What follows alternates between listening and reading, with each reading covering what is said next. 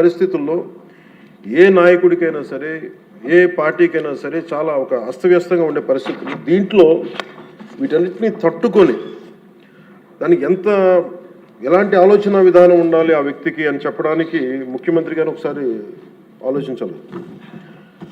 పయ్యావుల కేశవ్ గారు ఆ రోజు బడ్జెట్ ప్రసంగంలో వారు చాలా బ్యూటిఫుల్ కోట్ చేస్తూ వెళ్ళారు.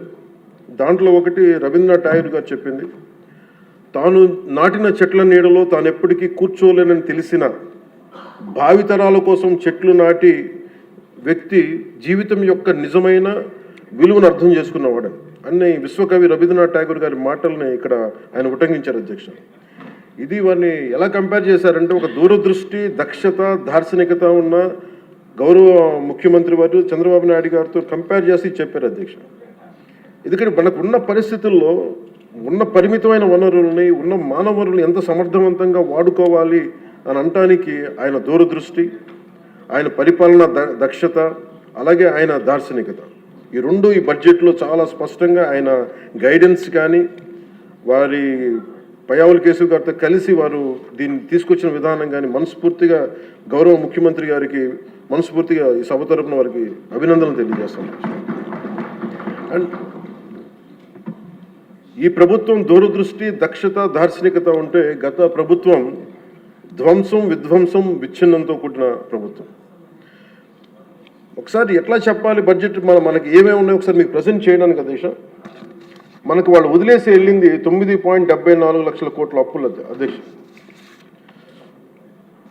ఈ కూటమి ప్రభుత్వం 20 నెలలు పాలన సాధించింది ఏంటని చెప్పడానికి ఉదాహరణకి అంటే ఎలా ఉన్నారంటే వీళ్ళు 2014-19 మధ్య చేసుకున్న విద్యుత్ కొనుగోలు ఒప్పందాలను గత ప్రభుత్వం ఇష్టానుసారం రద్దు చేయడం ద్వారా విద్యుత్ సరఫరాలో లోటుపాట్లు వచ్చాయి. దీనికోసం విద్యుత్ కొనుగోళ్ల పేరిట అధిక ధర చెల్లించే బాధ్యత లేని ఆ వ్యక్తులకి చేసిన కొనుగోళ్ల కారణంగా డిస్కమ్స్కి 12,250 కోట్ల నష్టం వాటిల్లింది.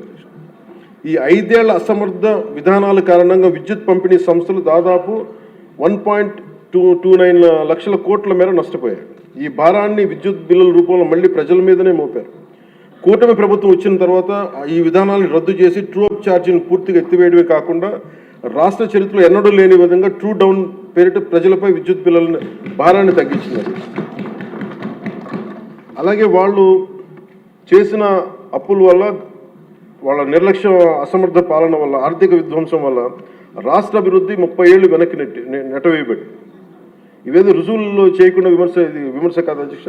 ఇది మనం శ్వేతపత్రంలో ఉన్న వివరాల ప్రకారం, మన జూలై 24 శ్వేతపత్రం ఉన్న వివరాల ప్రకారం వెళ్ళిపోయిన పాలకులు దాదాపు 9,74,000 కోట్ల అప్పులు మన మీద వేసి వెళ్ళారు.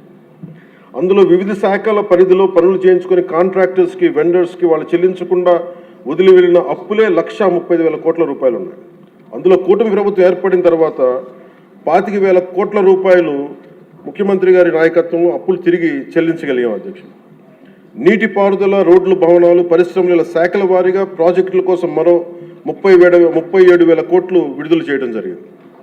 కూటమి ప్రభుత్వం ఏర్పడిన తర్వాత వాళ్ళు మిగిల్చిన అప్పులను క్లియర్ చేస్తూ అదనంగా సెంట్రల్లీ స్పాన్సర్డ్ స్కీమ్స్కి 25-26 ఆర్థిక సంవత్సరంలో 18,700 కోట్లని విడుదల చేయడం జరిగింది. కేంద్ర ప్రభుత్వం నుంచి వచ్చిన 10,500 కోట్ల నిధుల్ని వినియోగించడంలో గత ప్రభుత్వం చాలా ఘోరంగా విఫలమైంది. అందులో 1,800 కోట్లు PMAY అర్బన్ రెజువనేషన్ మిషన్, ప్రధానమంత్రి Ayushman Bharat, pre matric scholarship for OBC, EBC, denotified తెగలు, PMSSV కింద రావాల్సిన పోస్ట్ మెట్రిక్ స్కాలర్షిప్లు చెల్లించకపోవడంతో వెనక్కి వెళ్ళిపోయి తద్వారా పట్టణాల్లో అభివృద్ధి నిలిచిపోయింది. రాష్ట్ర విద్యార్థులు, యువత నష్టపోయింది. సెంట్రల్లీ స్పాన్సర్డ్ స్కీమ్స్కి రాష్ట్ర మ్యాచింగ్ గత ప్రభుత్వం ఇవ్వకపోవడం వల్ల 8,700 కోట్ల రూపాయలు నిరుపయోగం అయిపోయాయి. తద్వారా కేంద్ర ప్రాయోజిత పథకాల అమలు ఆగిపోయింది. ఇట్లా గత ప్రభుత్వం పూర్తి చేయకుండా వదిలేసి వెళ్ళిన పులివెందులు కానీ, డోన్, ఉద్దానం ప్రాజెక్టులకి తిరిగి మన ప్రభుత్వం వచ్చి 400 కోట్ల రూపాయలు కేటాయించి మళ్ళీ విలేజ్ స్కీమ్ ప్రాజెక్టులను ఈ వేసవిలోని ప్రజలకి అందుబాటులో తీసుకురాబోతున్నాం. మరో 7,910 కోట్ల రూపాయలతో 5 జిల్లాల పరిధిలో మెగా వాటర్ గ్రిడ్ ప్రాజెక్ట్స్ని ప్రారంభించాం. 2027 చివరి నాటికి మొత్తం ప్రాజెక్టులు పూర్తి చేయబోతున్నాం అధ్యక్ష. కూటమి ప్రభుత్వంలో అధికారంలోకి వచ్చిన తర్వాత జల్ జీవన్ మిషన్కి చాలా బలమైన పునరుత్తేజం తెచ్చారు.